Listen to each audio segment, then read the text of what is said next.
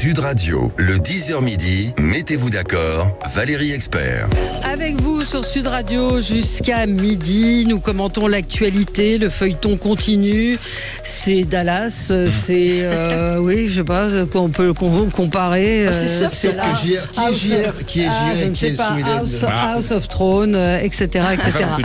Sophie de Menton, chef d'entreprise, présidente du mouvement éthique, est avec nous. Bonjour Sophie. Bonjour Jean-Christophe Gallien, politologue, conseiller en communication.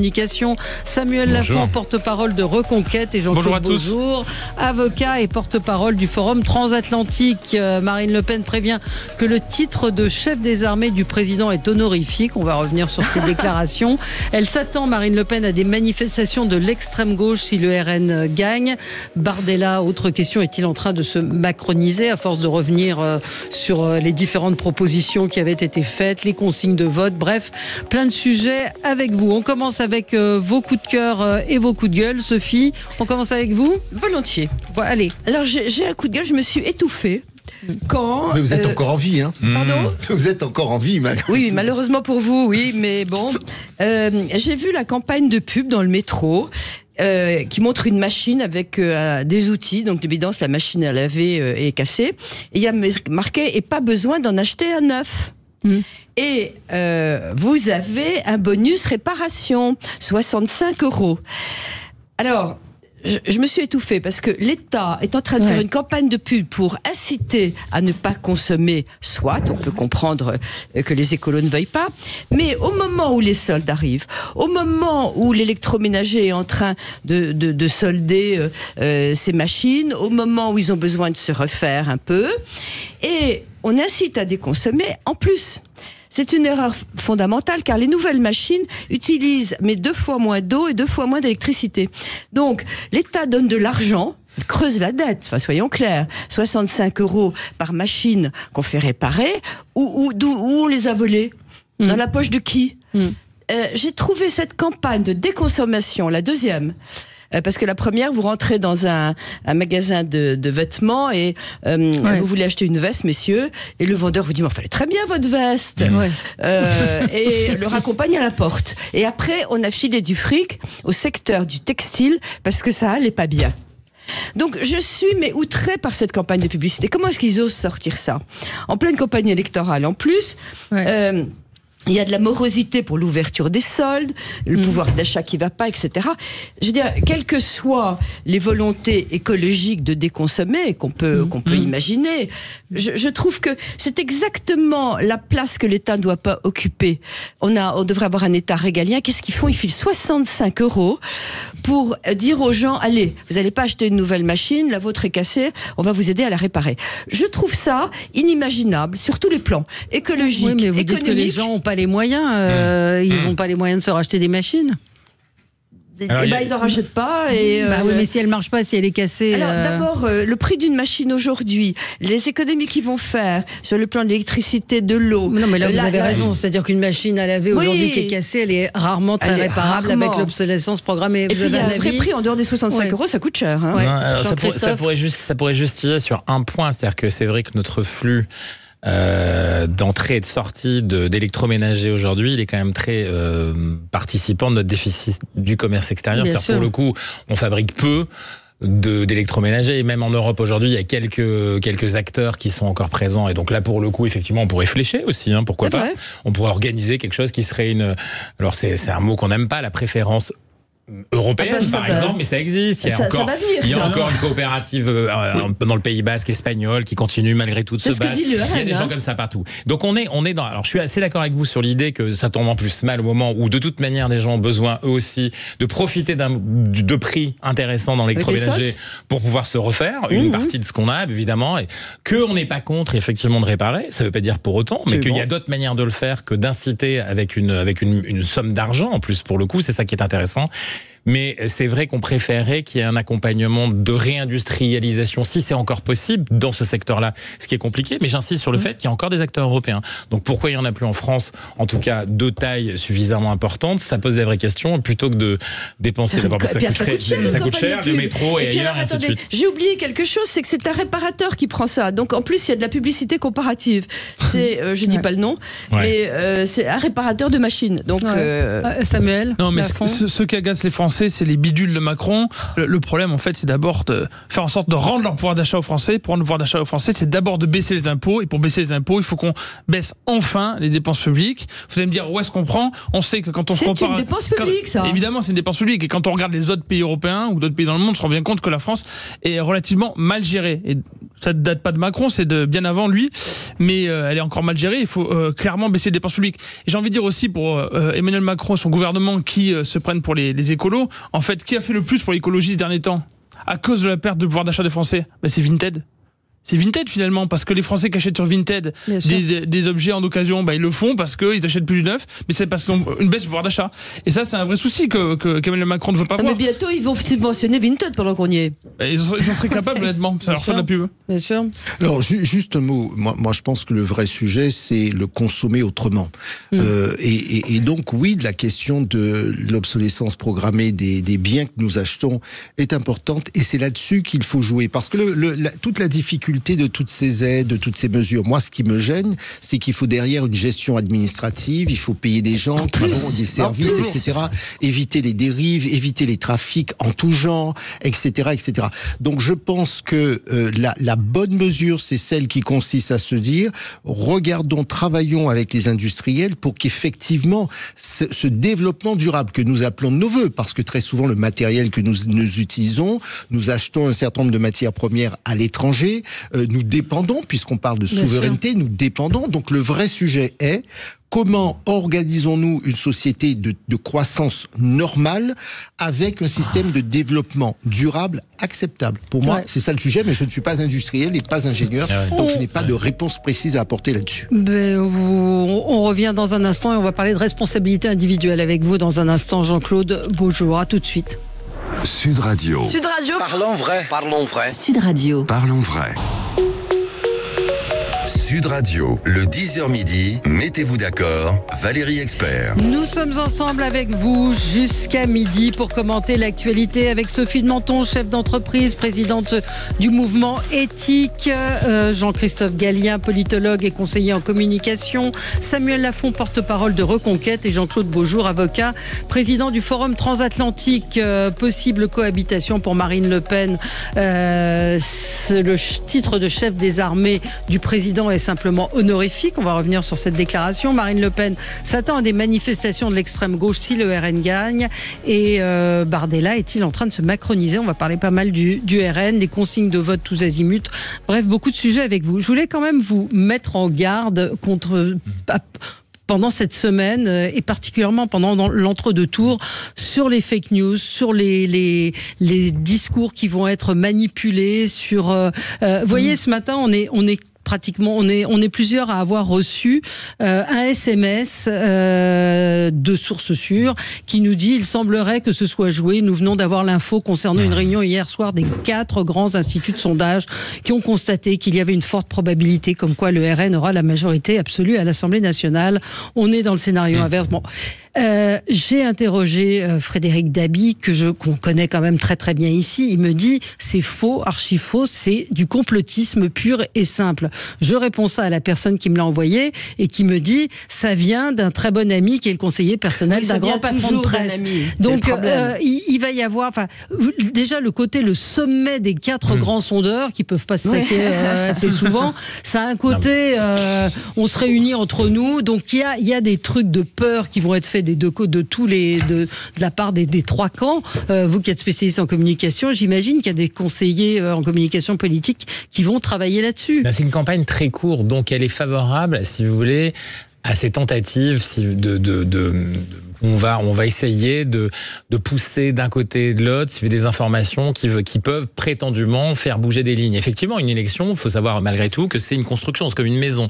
Donc le tout point de détail jusqu'au dernier moment peut apporter une voix ici, une voix là. Et donc finalement, comme on sait que là on va avoir des duels, voire des triangulaires très serrés, évidemment on essaie tout. Maintenant, ce qu'il faut voir, c'est que oui, effectivement, le conclave des 4 sondeurs, si vous voulez, c'est quelque chose qui raconte, si vous voulez, là aussi une autre menace. C'est-à-dire qu'on aurait une élite qui serait dans une enclave et qui verrait effectivement arriver quelqu'un d'autre, et puis ça chante, et puis qui en même temps aurait peur de ce qui peut se passer, parce que derrière ça, finalement, ça devient un peu ça. Et moi, j'en ai assez. Pour le coup, c'était vraiment le truc.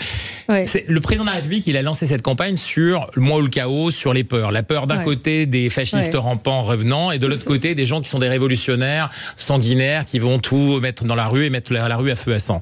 Ça, et au milieu, évidemment, le FMI qui viendra nous prendre sous tutelle, enfin nous contrôler, parce qu'effectivement, on sera incapable de gérer.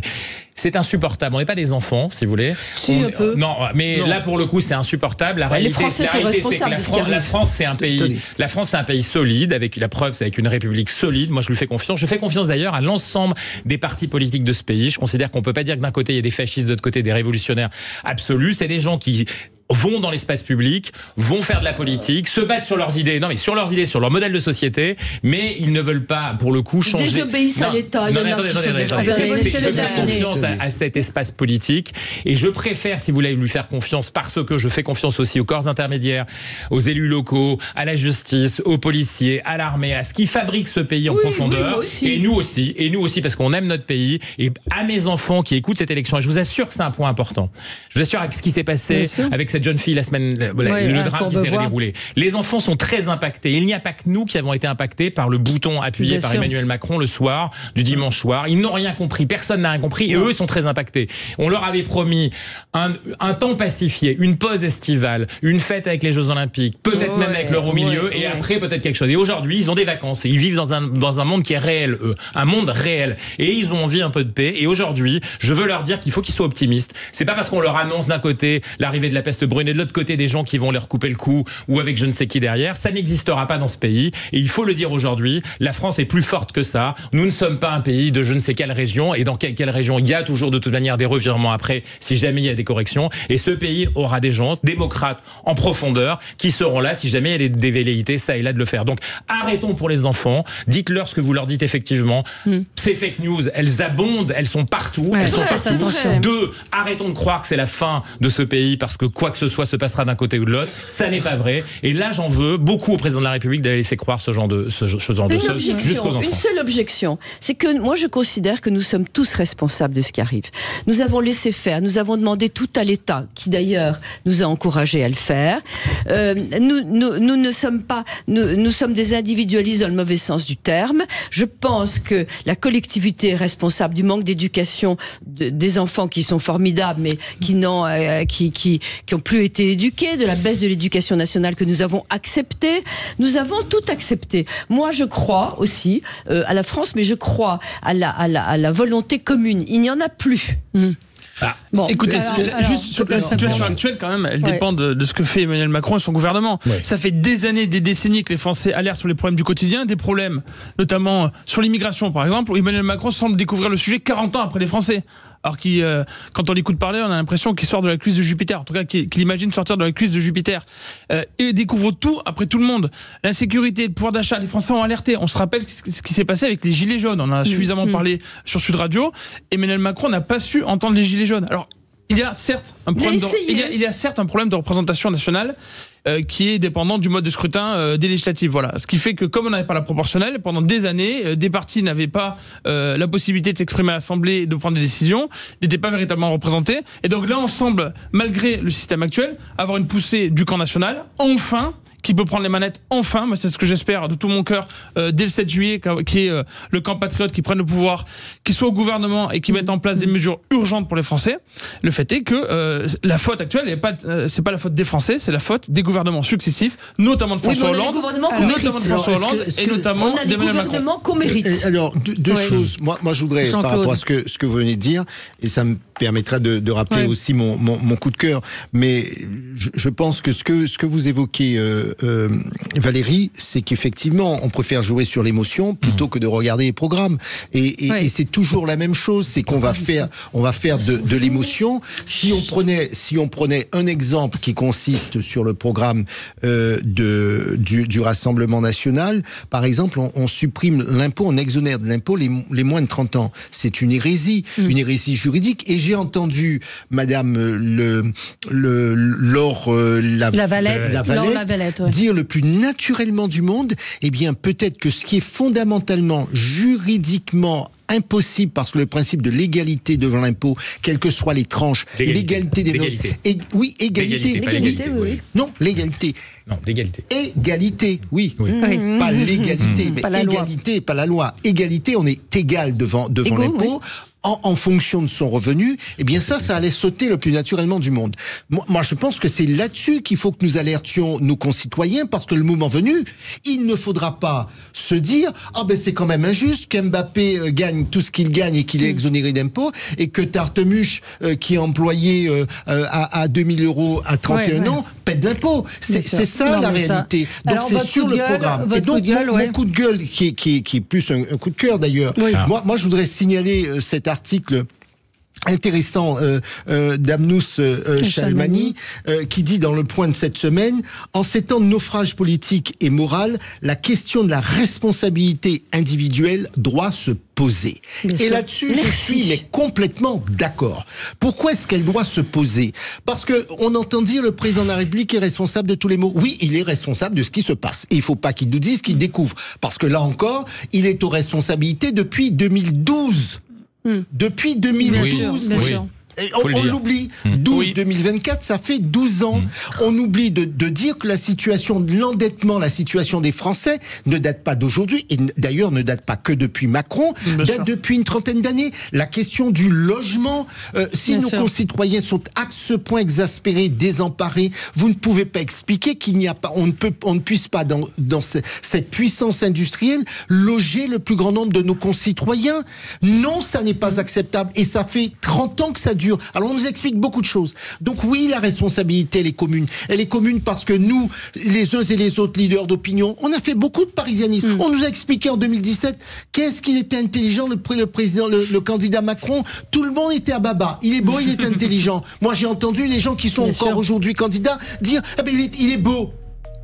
Parce que vous pensez que c'est ça qui règle le problème de nos concitoyens.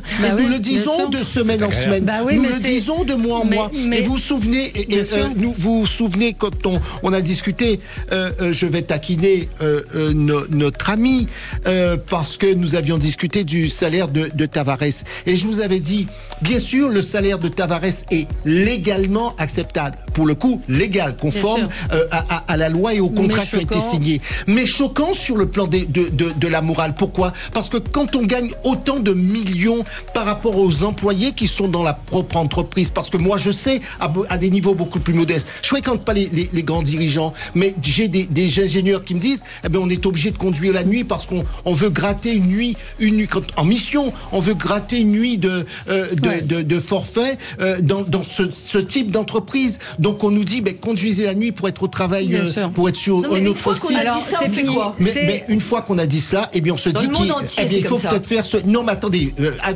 c'est pour ça que le problème des démocraties occidentales et de la responsabilité individuelle. On peut effectivement réfléchir à ce que fait Michelin en disant, la rémunération, on peut y réfléchir. Oui, Sophie. Stop. On se retrouve dans un instant, à tout de suite. Sud Radio, c'est vous qui donnez le ton. Sud Radio, le 10h midi, mettez-vous d'accord, Valérie Expert. Et on est ensemble pour commenter l'actualité. On a déjà bien commencé à débattre. On vous met en garde contre les fake news, les fausses rumeurs, tout ce qui peut vous paraître bizarre. Moi-même, je me suis fait avoir sur l'histoire de Jordan Bardella la semaine dernière avec ces petits extraits montés par l'extrême gauche. Oui. Vraiment, qui a découpé une vidéo de Jordan Bardella, mensongère, pour dire qu'il ne savait pas se débrouiller ou je ne sais quoi. Oui, il y avait une question qui lui a été posée et il prend un temps pour répondre. Et en fait, il y a 3 questions successives qui lui ont été posées. Donc, il reprend ses fiches et il répond petit à petit. Sauf qu'on ne montre que le moment où il y a la question qui est posée et tout de suite après, un blanc qui dure un temps assez long. On fait durer un blanc. Ça, c'est de la campagne. On a le droit de dire faire durer un blanc. Pardon. Samuel, vous avez un coup de cœur pour les militants. Oui, un coup de cœur pour les militants, puisque vous savez que nous avons eu une longue campagne européenne, pas seulement chez Reconquête, mais une longue campagne européenne. Une vraie campagne. Une vraie campagne. Et à la fin de cette campagne, eh bien, les journalistes le savaient aussi. Tout le monde pensait avoir un peu de temps libre, vous en parliez tout à l'heure, d'avoir du temps pour les vacances, préparer l'été. Et en fait, Macron nous a sorti sa surprise de la dissolution, avec tout le monde qui devait être sur le terrain rapidement.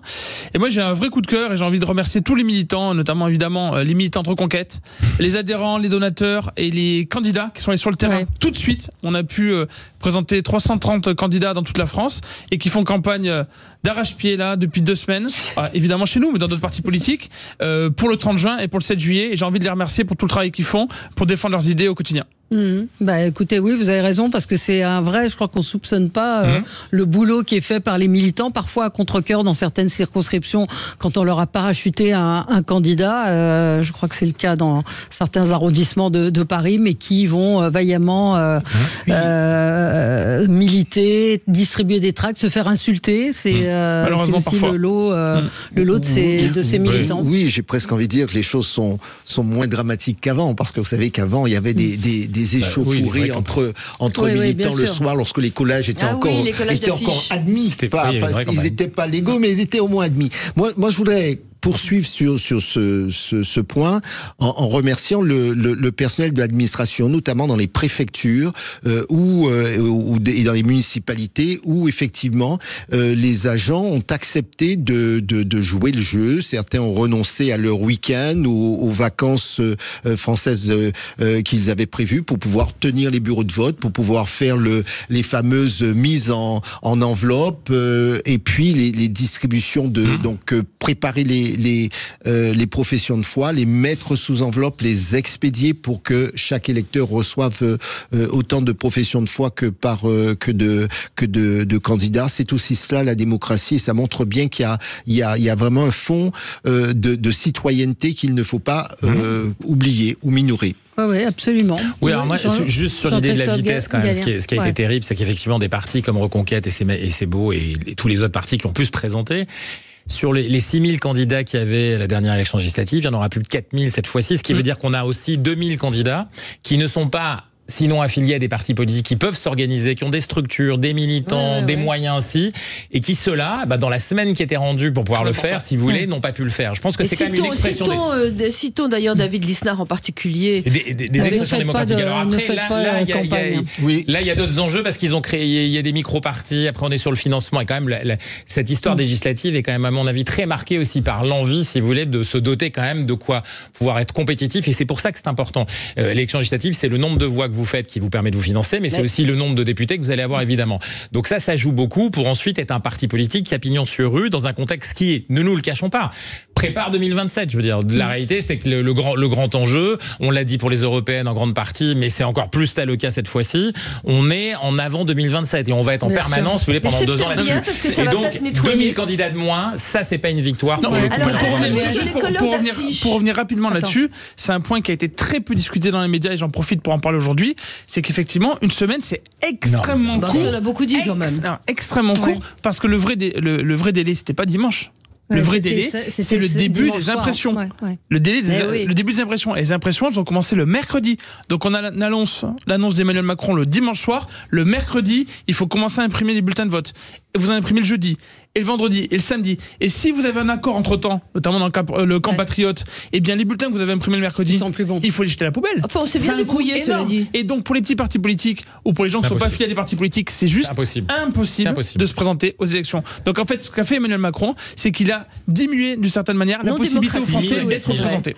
Je voudrais dire un petit mot, parce que vous avez dit du temps des colleurs d'affiches, c'est vrai, mais Valérie, vous l'avez dit d'ailleurs tout à l'heure, je trouve invraisemblable, il y a des gens qui ont projeté sur sur l'Assemblée nationale des tracts, et je trouve que ça devrait être puni. Des photos, des vidéos. Des vidéos, enfin, ça revient au même.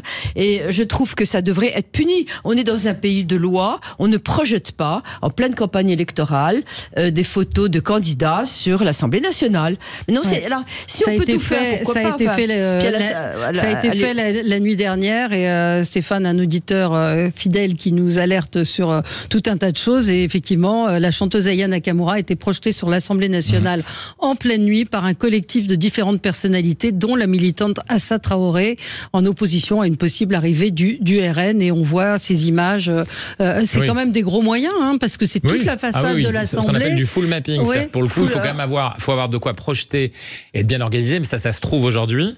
Et surtout, ça crée un contenu, si vous voulez, après derrière, qui est de nature, là aussi, à mobiliser. C'est-à-dire que quand on fait ce genre d'opération, évidemment, personne ne le voit en réel, en direct, même si ça mobilise évidemment les gens. Mais sur les réseaux. Exactement, c'est un contenu très viral et qui est fort utile, en tout cas pour ceux qui l'imaginent.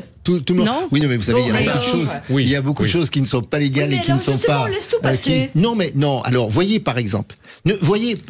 Voilà un exemple de responsabilité que je ne peux pas laisser, parce qu'après on entend dire on ne laisse tout passer. Sophie, vous savez très bien que non, on ne laisse pas tout passer. Mais vous voyez... Alors, laissez-le terminer. Je suis quand même tous les jours dans les salles d'audience. On ne laisse pas tout passer. Non, mais il ne faut pas dire oui, parce que vous comprenez ce que vous voulez dire, mais ceux de nos auditeurs qui vont nous écouter, ils vont dire c'est vrai que rien ne va, etc. Oui, la justice est très insuffisante, mais on ne peut pas dire qu'on laisse tout passer. On laisse passer beaucoup. Mais c'est là où j'en parlais en début de semaine. On était quelques-uns à avoir eu affaire à des aides, à des incivilités, à des agressions. Il ne se passe rien. Valérie, vous avez raison, et vous savez très bien que vous m'avez déjà invité là-dessus, et je dis oui, ça fait 30 ans qu'on rogne sur les budgets de la justice, qu'on recrute pas les bonnes personnes. Mais non, mais qu'est-ce que vous voulez que je vous dise? Non, mais les excuses m'indiffèrent. Mais les excuses, je vous dis, la solution aurait été depuis 30 ans que les gouvernements auraient dû être recrutement de magistrats, recrutement de magistrats, de médecins, de tout. Oui, il faut après avoir il faut essayer, plutôt que d'essayer de tout faire, avoir quelques objectifs clés, et par exemple la justice, l'état de droit, la sécurité, l'éducation, la santé, mais le régalien. Et vous avez raison quand vous dites on donne 65 €, on veut donner 65 € pour ça. Mais oui, moi je préférerais qu'on recrute suffisamment que les magistrats aient de quoi travailler, et qu'on vous dise pas, la police ne vous dise pas, on n'a pas transmis tel ou tel document parce que le fax ne marchait pas. Oui, bien sûr. Ou qu'il n'y a pas de suite. Ou qu'il n'y a pas de suite. C'est ça. Donc je ne suis pas sans réponse. Je dis simplement, il faut prendre à la maison, quand on ne peut pas tout faire, que fait un chef de famille quand il fait son budget? Il dit, je me fixe je vais traiter 2 ou 3 choses. Je ne ferai pas tout, je ferai 2 ou 3 choses, et puis je ferai à fond et correctement. Samuel, on va marquer une pause et je vous donne la parole tout de suite après. Sud Radio, le 10h midi, mettez-vous d'accord, Valérie Expert. Sud Radio, le 10h midi, mettez-vous d'accord, Valérie Expert. Avec vous sur Sud Radio jusqu'à midi, on est très, très en forme ce matin dans les... On est remonté là. On est très remonté. Oui, Samuel, vous aviez la parole. On est en train de parler de la justice. Et en off, on parlait de notre argent. Où est-ce qu'il passe? Bien sûr. Je vous rappelle que les Gilets jaunes ont commencé sur la question suivante. C'était qu'est-ce qu'ils font de notre pognon? Qu'est-ce qu'ils font notre pognon? Alors effectivement, la justice a été sous-dotée pendant des années. Éric Zemmour l'a dit pendant la campagne présidentielle, il n'a pas été le seul, mais il a vraiment martelé le sujet. On a un manque de magistrats, très net. On a peu de moyens de manière générale pour la justice par rapport à d'autres pays européens. Ce qui fait que quand vous avez des forces de l'ordre qui arrêtent des personnes dans la rue, bien finalement, le système judiciaire derrière ne suit pas. Et en plus de ça, on a en même temps une explosion de l'insécurité dans le pays, ce qui fait que les moyens qui devraient être alloués à la justice devraient être beaucoup plus importants. Et vous savez que c'est un sujet qui est majeur. Il y a le pouvoir d'achat, il y a l'immigration, dans le pouvoir d'achat, il y a le logement, mais il y a également la sécurité. De plus en plus de Français en parlent. Ils voient d'autres pays, les situations dans d'autres pays. Moi, je vais pas citer son nom, mais il y a une influenceuse qui récemment a parlé de la possibilité d'habiter dans un autre pays, et elle a cité comme beaucoup de gens d'habiter dans un autre pays. Et elle a cité comme beaucoup de gens le Japon. Pourquoi? son argument premier, c'était, elle fait pas du tout de politique, c'était la sécurité, parce qu'elle en a marre de vivre en insécurité. Elle sait très bien ce que c'est, et ce sont les femmes en plus en France qui sont les premiers à subir cette insécurité. C'est insupportable. Il faut que le prochain gouvernement qui sera en place, j'espère que ce sera un gouvernement patriote, avec le plus de force possible, RN, LR, Reconquête, qui puisse mettre en place enfin un système qui assure la sécurité aux Français et qui rétablisse la justice dans le pays. 65 € pour la réparation de la machine à laver. Juste une chose.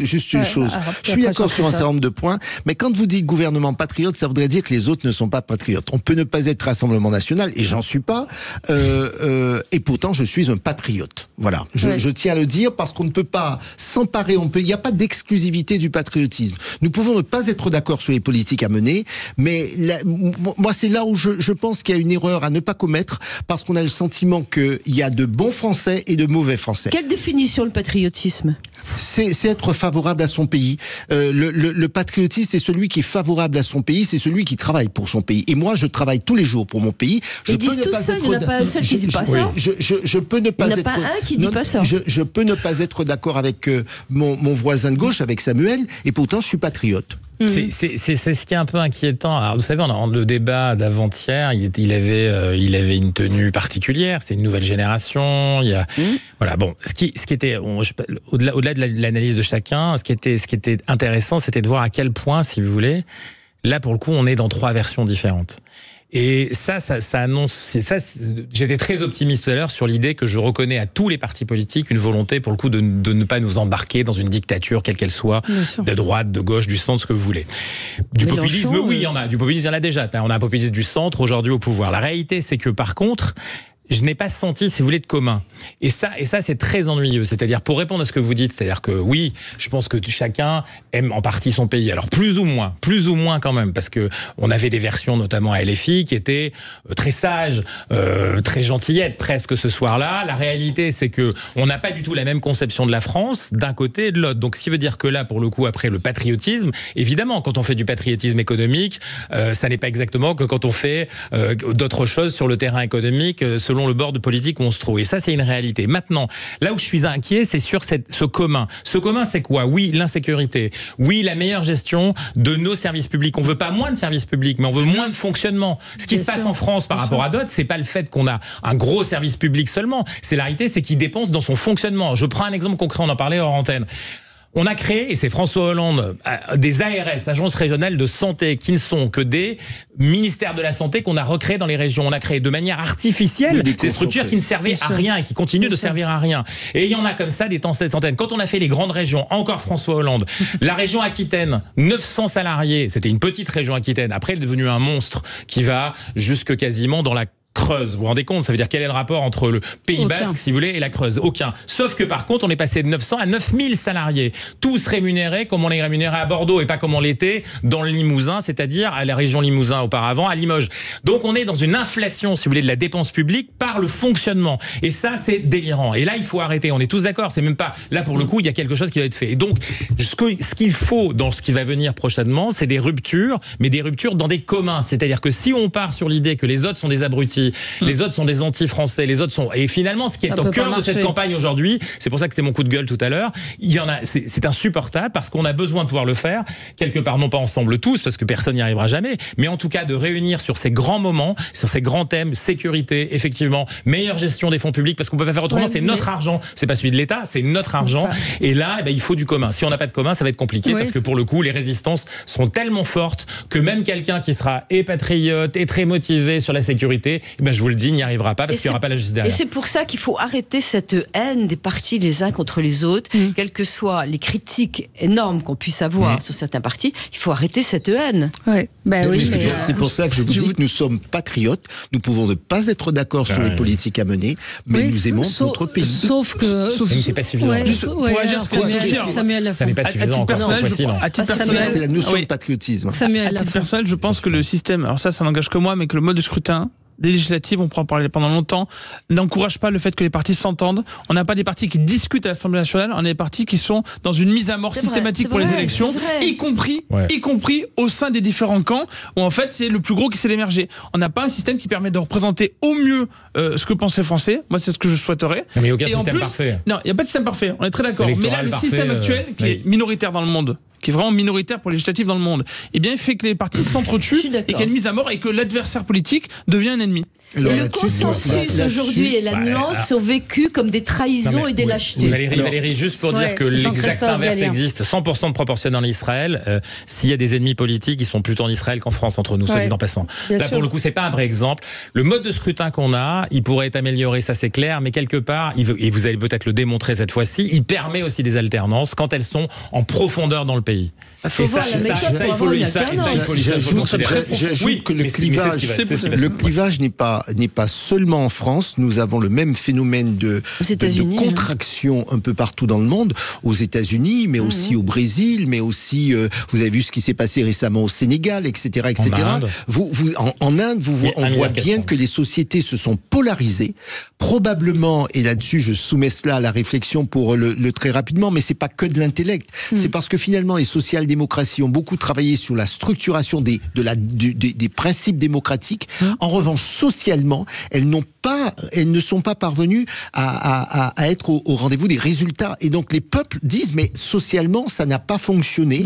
Et donc, si ça n'a pas fonctionné, on remet en cause l'ensemble du système. Avec un pays qui, lorsqu'on veut faire un peu de bénéfice, il faut attendre le jeudi 10h du matin parce qu'on a 56% de prélèvements obligatoires. Donc il nous reste peu de temps parce qu'avec les RTT et les 35 heures, c'est la bizarreté. Donc il reste une journée pour essayer de faire un poil de marge. Alors là où vous avez sur raison, cette marge, on vous attaque en là où vous avez raison, c'est la raison pour laquelle il faut arrêter de raconter des histoires à nos concitoyens. Mais quand j'entends parler de la valeur paresse, alors même qu'il faudrait travailler, lorsque j'entends, vous savez, on vit dans une bulle, regardez un peu ailleurs comment est-ce qu'on travaille, vous savez, nos vrais concurrents, il n'y a pas que la France et l'Europe, nos vrais concurrents, et qu'on le veuille ou qu'on ne le veuille pas, ce sont les Indiens, ce sont les Chinois, ce sont les gens dont on dit qu'ils sont de sud global. Eh bien, si nous ne travaillons pas et que eux travaillent, ben ils vont finir par nous remplacer. C'est ça on parle de grand remplacement. Ça sera le grand remplacement travail, repos. Et un tout petit mot par rapport à ça, un tout petit mot sur les retraites. Je vais être extrêmement simple. Pour payer les retraites, il faut travailler plus parce que ça coûte cher. Donc quand on raccourcit le temps de travail sur une vie, pourquoi pas, on en a tous envie, mais ça veut dire au contraire qu'on n'arrivera pas à le payer parce qu'on travaillera moins. Il y a une contradiction totale. Pour payer vos retraites, il faut bosser plus. Comment on fait d'autant, nous vivons... Bon, on s'éloigne. Non, mais c'est intéressant. Nous vivons, là on rentre dans le fond. Justement, on fait plus de la politique de personne. C'est ni Pierre Paul Ouma qui dit vrai, etc.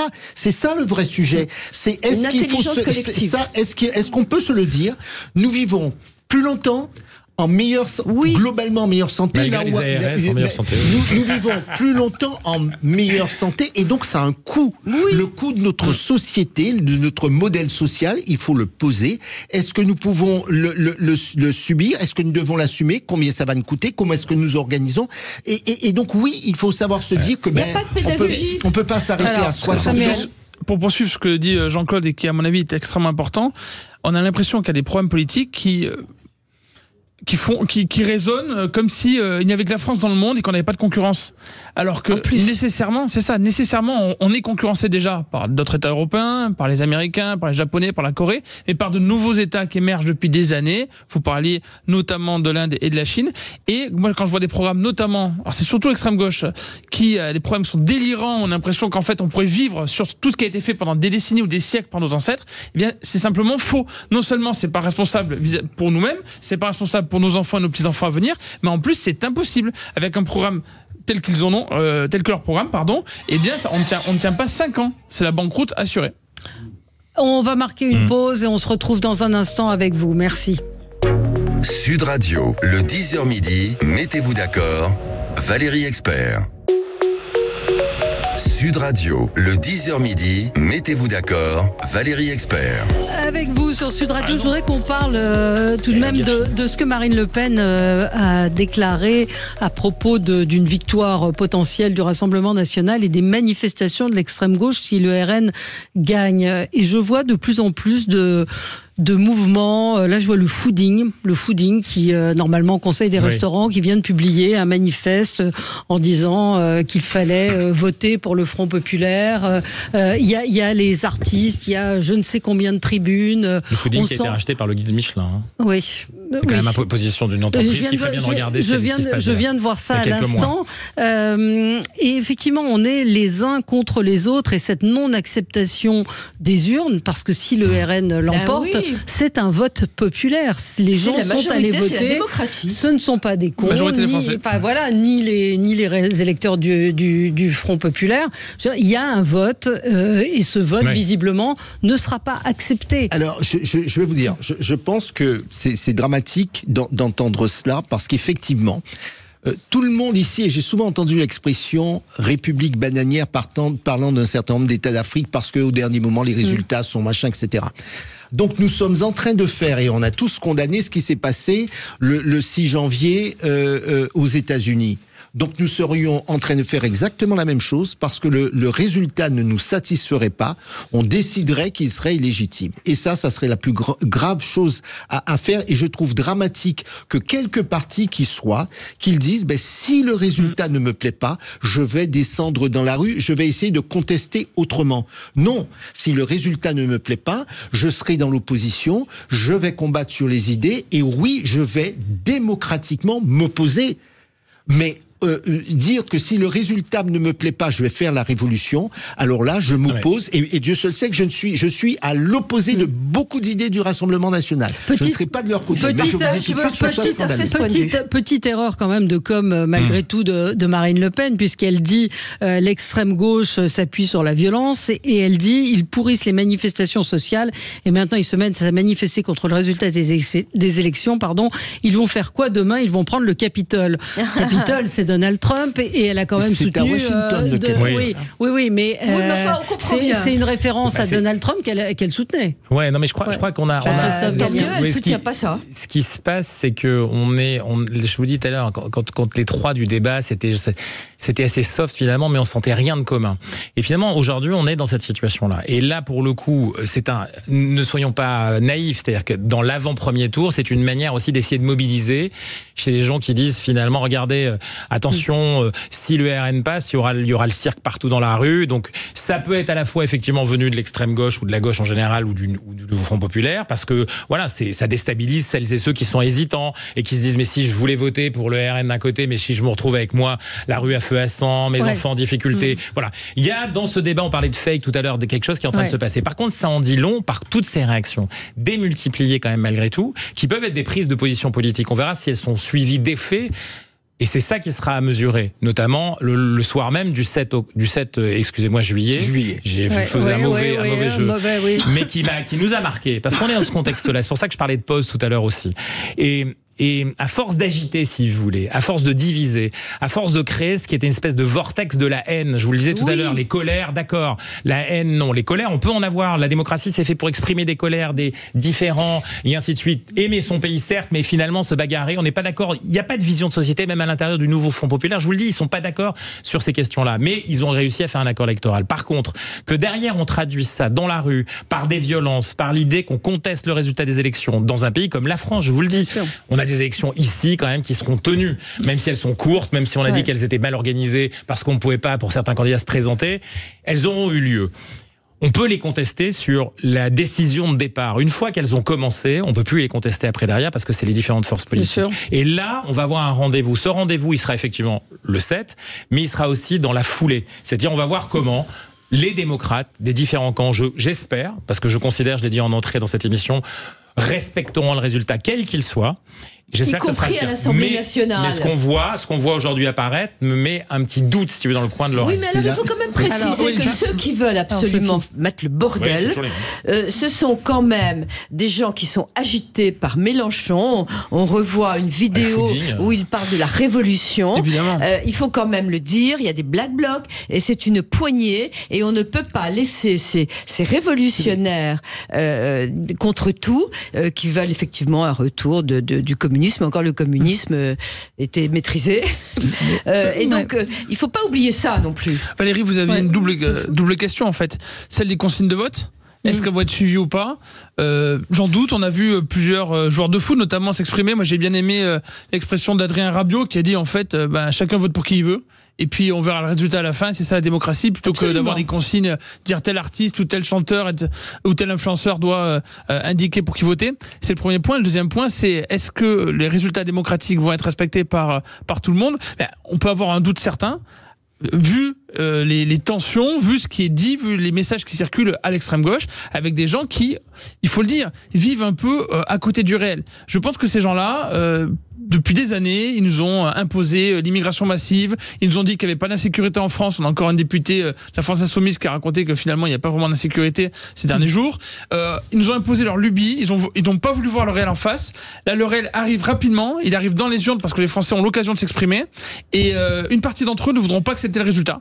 Et là, il va falloir faire respecter l'ordre, tout simplement parce qu'il ne faut pas que ces gens-là, violents, puissent mettre le bazar dans le pays après le résultat de l'élection le 7 juillet.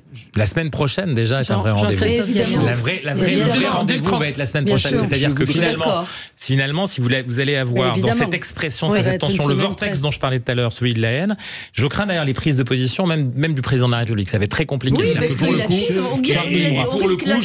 pour le coup, on a besoin de tous côtés de forces politiques. C'est pas facile parce que, comme vous le disiez, ça vient d'LFI, mais pas seulement d'LFI. Et tous ces acteurs qui essaient de se mobiliser. Vous reprenez un joueur, il y a Nico Williams, un joueur d'origine ghanéenne, né au Pays Basque, arrivé au Pays Basque. Son frère joue pour l'équipe, lui joue pour l'équipe nationale espagnole, à qui on a posé la question. Il est noir, je le dis parce qu'il faut le préciser pour ceux qui aiment le foot. Il a dit mais vous, la position de Kylian Mbappé, ça vous parle? Il dit, vous savez, moi, je joue d'abord au foot. Je suis basque, je suis espagnol et je suis européen. Il a dit ça. Donc en fait, en réalité, il faut qu'on fasse attention. Le commun dont je parlais tout à l'heure, moi, ce qui m'inquiète, c'est ça aujourd'hui. Si vous voulez, c'est cette absence de commun. On est dans un moment qui sera, j'espère que ce ne sera pas l'héritage d'Emmanuel Macron, si vous voulez, mais c'est un peu cette absence de commun, cette séparation qui n'est pas démultipliée, mais qui est maintenant en 3 grands blocs qui sont là et qui se regardent.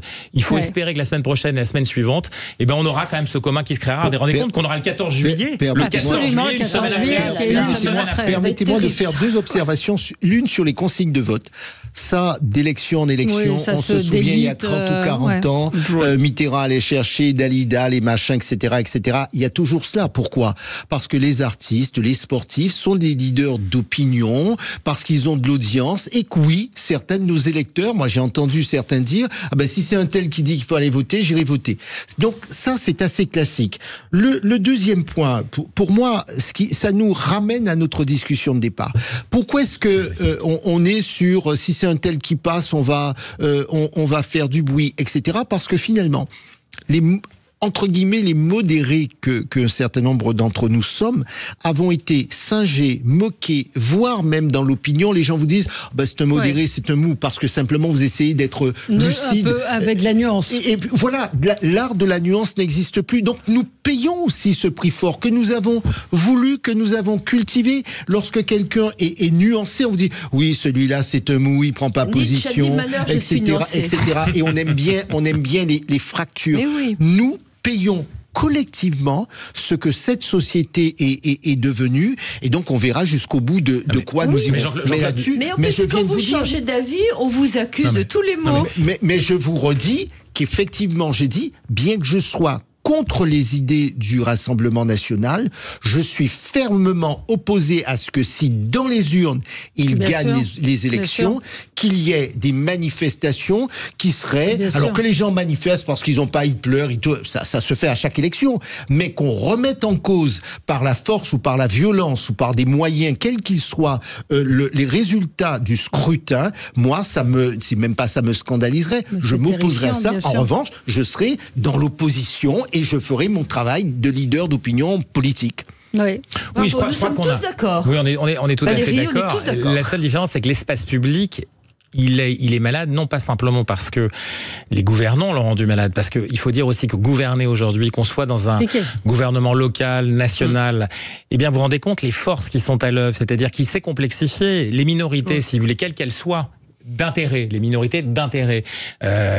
Sophie, elle pousse un groupe d'intérêt, elle mobilise, elle va questionner, elle y va, mais elle le fait dans un contexte où le rapport de force est intéressant. Il y a eu des faiblesses du point de vue des gouvernants face à cette multiplication, si vous voulez, des demandes, cette multiplication de contradictions. L'espace public est très contradictoire et c'est compliqué aujourd'hui de choisir. Et vous aviez raison. Le chef de famille, ou peu importe qui il est, un homme, une femme, il décide à un moment donné, voilà, on va faire comme ça, ensemble on va avancer dans cette direction parce qu'on peut faire autrement. C'est ce commun qui n'existe plus. Et ça, c'est compliqué. Et c'est pas des fractures aussi importantes que certains ont voulu décrire. Il y a des gens qui peuvent encore se raccrocher. Mais il est temps. Il est très temps. Jean-Christophe, probablement, vous venez de mettre le doigt sur quelque chose d'important. C'est qu'effectivement, le chef de famille, le président, celui qui est responsable ne doit pas simplement chercher à sentir l'opinion et à un moment donné doit savoir dire voilà ma conviction pour telle et telle raison. Et nous avons aussi les moyens de faire de la pédagogie. J'imagine très bien que être chef de famille aujourd'hui, ça n'est pas la même chose qu'avoir été chef de famille il y a 50 ans. Et donc il faut savoir dire à ses enfants, eh bien non, on va pas faire comme cela, mais on va faire telle chose parce qu'à un moment donné, oui, c'est ma responsabilité de chef de famille. Alors peut-être que vous ne serez pas d'accord, peut-être que vous allez dire que vous quittez l'appartement, mais moi c'est ma position. Eh bien c'est peut-être ce qu'on doit réapprendre à faire et ne pas simplement aller dans le sens de l'opinion. Oui, mais vous partez du principe que tout le monde est capable, et pardon, de quand on est président de la République, quand on est président de la République, président de région, non, je parle des Français. Non, je parle du président. Les Français, ils sont pas capables de comprendre. Alors je suis désolée, moi j'ai rien compris au débat l'autre jour. Non mais attendez, non mais attendez. J'ai rien compris. Les milliards qu'on balançait à la figure, les décisions, vous comprenez pas. Moi, je suis respectueux de la règle. On me dit que c'est terminé, mais je veux bien revenir débattre avec vous. Les Français sont capables. Vous savez, moi, je suis sur le terrain. Les Français sont capables de comprendre, mais il n'y a pas que dans les débats. Je dois être idiote alors. Non, ils sont capables de comprendre. 2 millions de procurations, c'est le chiffre qui a été annoncé ce matin. Et ils partent en vacances. Forte participation annoncée. Vous êtes. Et François Hollande est en campagne soulagé. On est sauvés. On est sauvés. Pas soulagés, sauvés. Et si Macron le mettait comme Premier ministre, ce serait drôle. Allez, on se retrouve dans un instant avec vous. Non, on se retrouve pas du tout. On se retrouve demain et là, c'est André Berkoff qui sera avec vous. Bonne journée. Sud Radio. Sud Radio. Parlons vrai. Parlons vrai. Sud Radio. Parlons vrai.